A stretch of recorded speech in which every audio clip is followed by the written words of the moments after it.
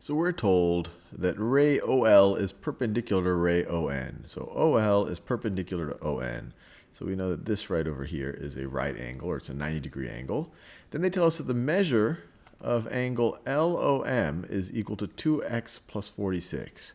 So LOM, so this angle right over here is equal to 2x plus 46. And then this angle, then they tell us that the measure of angle MON is equal to 3x minus 6. So MON. So this angle right over here is 3x minus 6.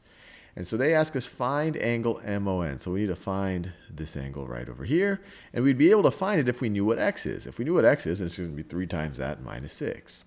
Now the one thing that we know is that if we add up these two angles, these are adjacent angles, and their outside rays form a right angle. So these two angles are going to add up to 90 degrees. And I guess we can assume here that we're dealing in degrees. So let's say that 2x plus 46 plus 3x minus 6 is going to add up to 90 degrees. These two angles are complementary, so it's going to add up to 90 degrees, or it's going to add up to 90. And now we just have to simplify. We have 2x's, we have another 3x's, so you add those two, you're going to get 5x's.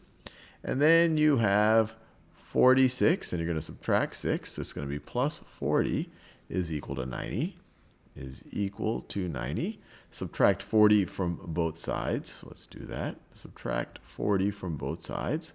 And on the left-hand side, you're just left with a 5x. And on the right-hand side, you are left with a 50. Now just divide both sides by 5. And we are left with x is equal to 10. Now, our answer is not 10. We've just figured out what x is. What they ask us for is what's the measure of angle MON. Well, we already know that the measure of angle MON is equal to 3x minus 6, which is equal to 3 times 10 minus 6. I wanted that minus 6 in that green color. Minus 6, which is equal to 24 degrees.